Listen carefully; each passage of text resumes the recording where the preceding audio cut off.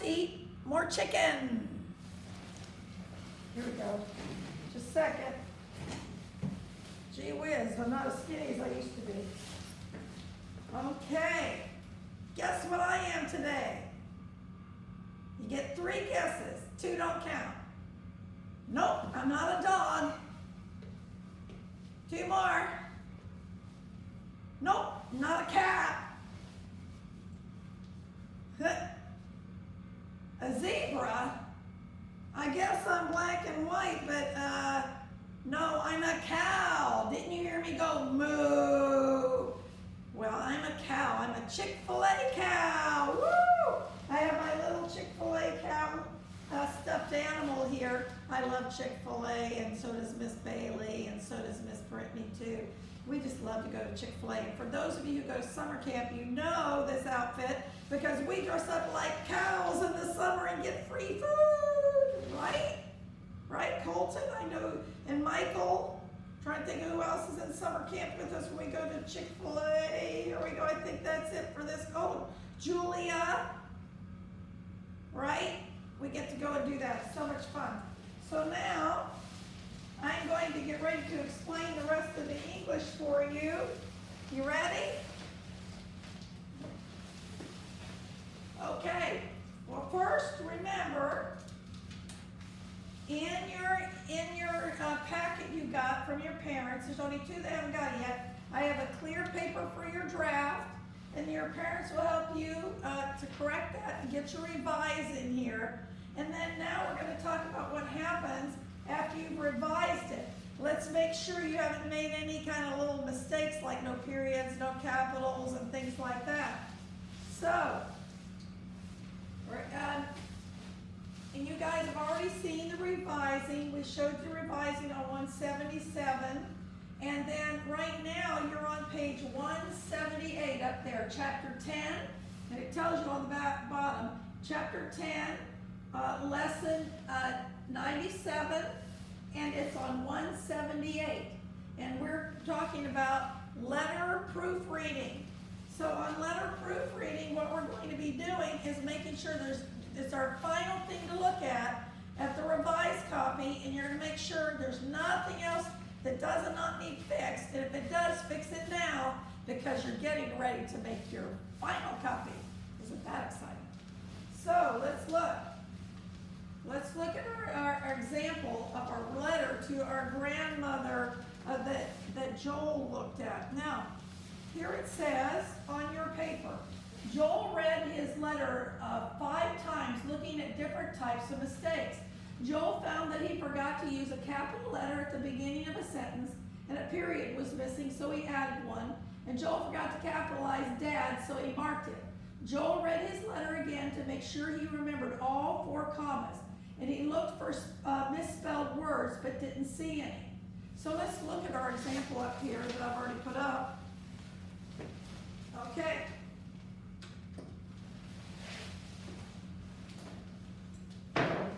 Okay, so when we look, remember our fix-it marks are our caret, which means to add, our delete, our move it over here, but by now you should have already done that, and what needs to be capitalized by putting the 3 lines underneath what needs to be capitalized.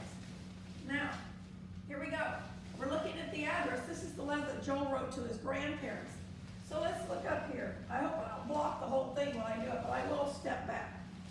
We have 269 Grant Street, Suffolk, Virginia, 23435. He did remember, he did put his comma after the city, in between the city and the state, June 15th, 2004.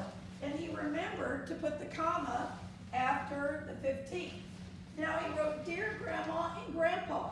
He remembered to put the comma after the person he wrote to. And then here is the body. Because remember, this part up here is called the heading.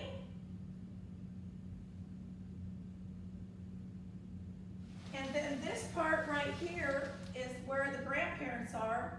It's called the greeting. And then this whole part right here is called the body. And then this here where it says love is the closing. And then with this, where you put your name is called the signature.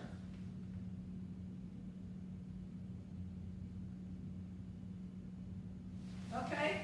So that is what, whoop, I didn't get the arrow on there. Okay? So that is what we're looking at. Now, let's see the mistakes he was talking about. He realized after he read it 5 times, I actually should be going like this because cows don't have all those things. They only have the, the hoof things. So I guess you have to go 1, 2, 3, 4. Good thing I can do the Star Trek thing. Anyway, 4, and we'll just have to pretend again there's something else at 5. Okay, we'll put 1 down to 5s. There we go. 5. So, here we go. Now, let's look. Dear Grandma and Grandpa, thank you for the shiny red racing bike, but he forgot to put the period in. So he shows the carrot like this with a period in it to remind himself when he writes the final copy, he needs to make sure he includes the period. Then it said, I really like it, with an exclamation point, because you don't go, wow, I really like that bike, it's amazing. That doesn't seem like you did you? But you go, I really like the bike, I'm so excited to ride it, right? So you want to show excitement. Okay, now, it says, it goes fast. I feel like I'm flying. Last night, Dad, and in this case, Dad is capitalized because you're saying him like his name, like you would say, last night Joe took a picture. It's a capitalization in that case, okay? When you say I have a dad and a mom, that is not capitalized, but when you're addressing that as a person themselves, then you do. So last night Dad needs to be capitalized. So we have the 3 lines underneath the capital, underneath that lowercase, so it's saying it needs to be capital. Took a picture of me. I'll send you a picture soon. Period. So since there's a period, what should the next letter be? You're right, a capital. Boy, you guys are so smart. So it needs to be a capital. So we put the 3 lines underneath it because it is the beginning of a sentence. And no matter what the word is at the beginning of the sentence, it needs to be capitalized. But don't forget the I in a sentence, no matter where it's at, it's always capitalized. Now, please come for a visit. Love, Joel. And again, he remembered to put the comma after love and Joel. Now you can skip a line or you can put it up. And just like in what you're looking at on your paper it shows skipping every other line to write the heading, and you can do that. There's nothing wrong with that, but typically everybody puts it in a 1, 2, 3 form just like that. Now, on the rest of your paper it says, proofread your letter. Mark each box and proofread the checklist.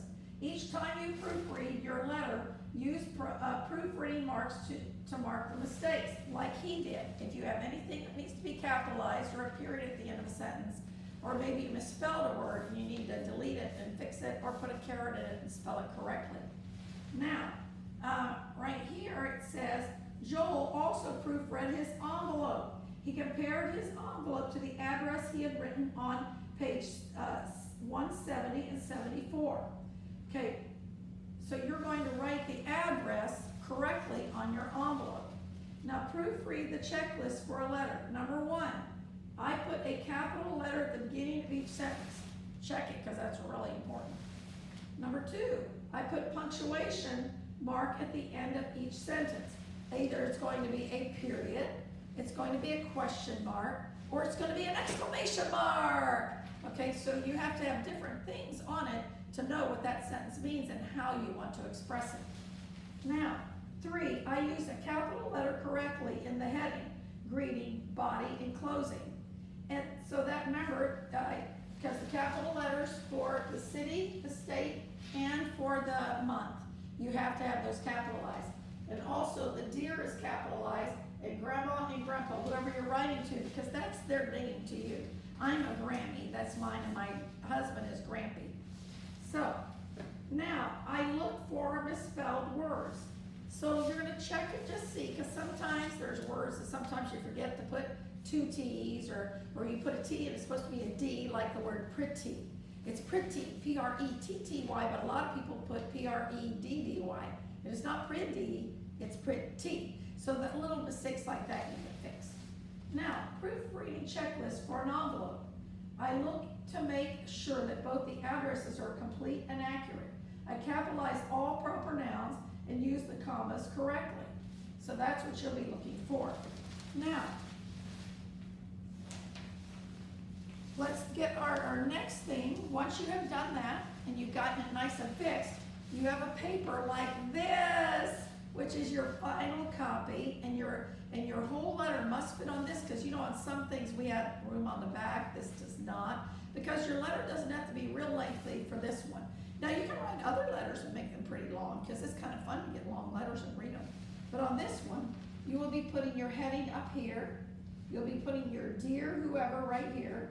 Then remember, you must indent, so don't forget that right here, you're indenting. See, all the others start out here on the margin, and you're going to indent and make it go in, and that is where you start your paragraph or start your body of yours.